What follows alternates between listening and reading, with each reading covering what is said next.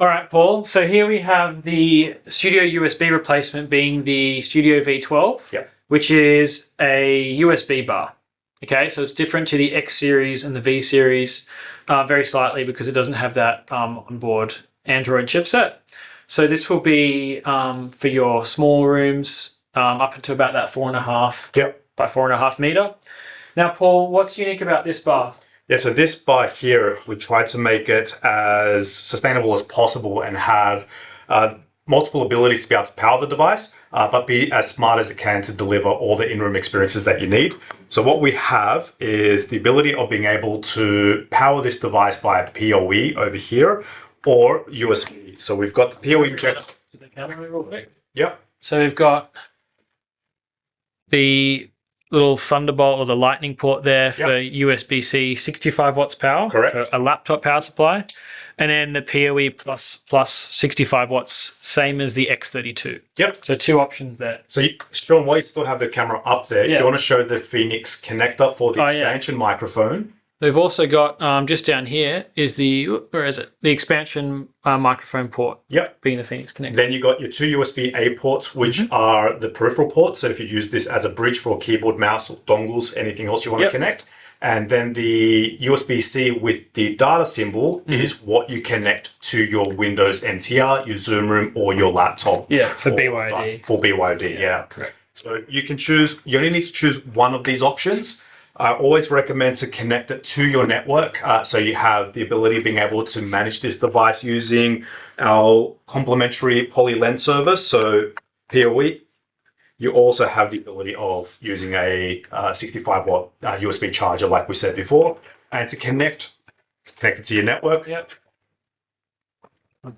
Now, what you also need is a microphone. And this is the A2 microphone, the tabletop microphone. Again, with some new HP branding on the box. So we've still got the Poly Studio as the category, but so HP. Poly Studio is the new branding convention. Branding convention for all the Poly peripherals. So Poly Studio E60, Poly Studio E70, Poly Studio A2 Bridge. Excellent. And again, nice cardboard box with no plastic. Packaging, no plastic in the packaging at all. First piece of cardboard. So first up, we've got our white microphone. PK, do you have a black microphone to pass this over and compare with? Let me grab one for you. Thanks, Paul. There we go.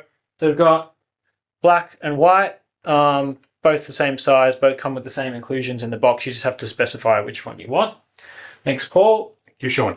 Now, this comes pre-terminated with a, oops, got two cables there. Pre-terminated with a male Phoenix to a male JST plug. So if I take the bottom plate off that, after I've undone the captive screws, I've done them all the way, you'll see here we've got some space to coil the cable up inside, as well as a red port and a blue port.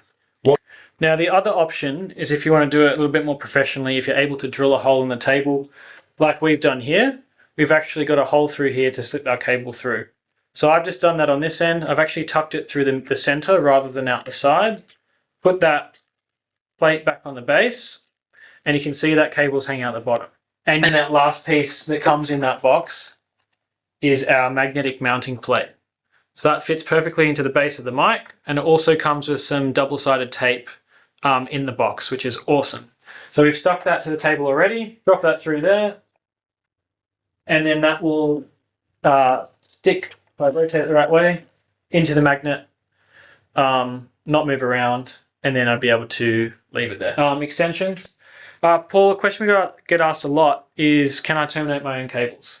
You definitely can. And to my earlier point, if you're ever wanting to make custom cable lengths, what we would recommend is you modify the existing cables that come in the box with the JST plugs, cut the cable to the desired pigtail length that you would like to have, and terminate a Phoenix port in the back of this cable here.